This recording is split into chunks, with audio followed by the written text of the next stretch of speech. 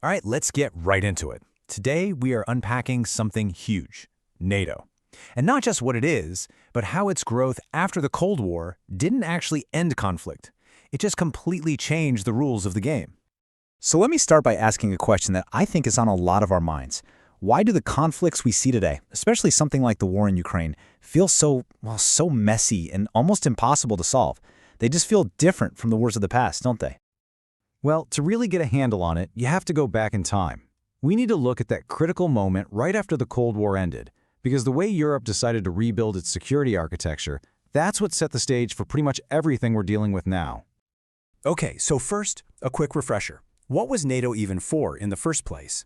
You have to remember, it was created for a world that was basically split right down the middle. NATO, the North Atlantic Treaty Organization, kicks off in 1949, and its job was super clear: be a defensive wall to stop the Soviet Union from expanding any further. And the bedrock of that wall? The famous Article 5. You know, the one that says an attack on one of us is an attack on all of us. Simple, powerful stuff. And for decades, this was the world. It was a bipolar system. You had NATO and Western democracy on one side, and the Warsaw Pact was Soviet communism on the other. The lines on the map were crystal clear, the strategies were basically a mirror image: don't attack me, and I won't attack you. It was, incredibly tense for sure, but there was a strange kind of stability to it. And then, just like that, the whole thing fell apart. And that brings us to the big turning point. The Soviet Union is gone, and NATO has this massive choice to make. Do we just dissolve, or do we expand? The path it chose would totally redefine the next 30 years, creating this deep clash between two totally opposite points of view. What one side saw as expansion, the other saw as encirclement. So here's how it all went down. 1991, the Soviet Union collapses. Fast forward to 1999, and the first group of former Warsaw Pact countries are in NATO. But the really big one comes in 2004. A whole new wave joins, including the Baltic states. And just look at the map. Suddenly, for the very first time, NATO's border is literally Russia's border.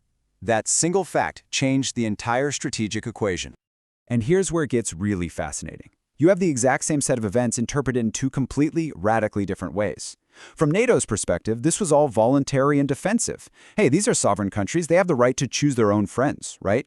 But if you were sitting in Moscow, it looked a whole lot like a military alliance was just creeping closer and closer, and breaking the spirit of what you thought was agreed upon after the Cold War. So when you have two fundamentally different interpretations of reality like this, you get the perfect storm for a classic problem that international relations experts have a name for: the security dilemma. So what is the security dilemma? It's actually a pretty simple but really powerful idea. It's when one country does something to make itself feel safer, like building a bigger army or joining an alliance, but its neighbor sees that exact same move as a threat. And what's the result? Both sides end up feeling way less secure than when they started. It's a total catch-22. And you can see exactly how this played out in real life. NATO expands and says, we're just trying to increase stability for our new members. Russia looks at that and sees a growing military threat right on its doorstep. Later, NATO moves troops to reassure its eastern allies. They call it a defensive measure. Russia sees it and thinks they're getting ready to attack. Every single move, no matter how defensively it was intended, was seen as offensive by the other side. And this is how you get trapped in a dangerous feedback loop. It's a vicious cycle. Step 1, NATO expands, Russia feels threatened. Step 2, so Russia beefs up its military in response. Step 3, now NATO sees that as aggression, so it reinforces its own defenses in the east. Step 4, and that just confirms Russia's original fear that it was being surrounded. The end result? There's less and less room for talking, and security becomes a zero-sum game, where the only way for me to feel safe is for you to feel unsafe. Now, this cycle of mistrust wasn't just some academic theory. Oh no, it had real, tangible consequences. It created a ripple effect that has literally changed what war even looks like in the 21st century. And Ukraine, unfortunately, found itself right in the middle of all of this. It was this huge, strategically important country that wasn't in NATO, but kind of wanted to be.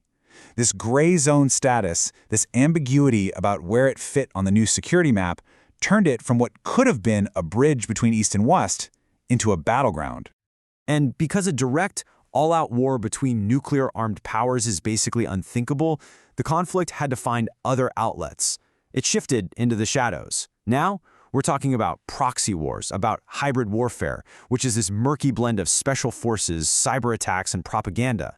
And of course, constant information warfare. War today isn't just fought with tanks and planes, it's fought with keyboards, economic sanctions, and viral videos. This constant pressure has also had another huge effect. The neutral ground is disappearing.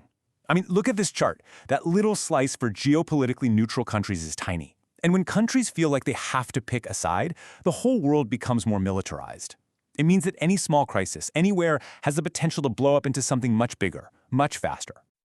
But, to really truly get why this conflict runs so deep, we have to look beyond the military stuff. We've got to dig into the powerful, emotional stories that both sides tell themselves. What you might call two incompatible truths. Think about it like this. For countries in Eastern Europe, joining NATO wasn't just a military decision. It was this profound emotional symbol of freedom. It meant never again. We will never again be dominated by Moscow. And that's a deeply real part of their history. But for Russia, seeing NATO creep eastward triggered its own deep historical trauma. Centuries of being invaded from the West, and this profound sense of being surrounded by enemies. And this, right here, this is the absolute heart of the problem. Both of these stories make perfect sense from the inside. They are both logical, they are both historically grounded, and they are both felt with incredible passion. But, and this is the tragedy, they are completely incompatible with each other. They just can't coexist, because one side's idea of security has become the other side's biggest fear. So, what does this all boil down to? The big takeaway is that the whole nature of global conflict has shifted. We've moved from a straightforward ideological fight, communism versus capitalism, to this messy, endless competition for security. Those stable, clear borders of the Cold War, they've been replaced by a map full of constant pressure points. And that old bipolar world is gone, replaced by a new kind of polarization that's built around alliances. It really all points to one fundamental lesson: the immense danger of building a security system that works for some countries, but in the process leaves other countries feeling permanently and dangerously unsafe. Because when that happens, conflict doesn't just vanish, it evolves. It finds a new way to break out. And that leaves us with the really tough question we have to grapple with today. In a world where one country's security blanket is another country's straitjacket, how on earth do you build a peace that actually works for everyone, and not just for the winners? That right there is the defining challenge of our time.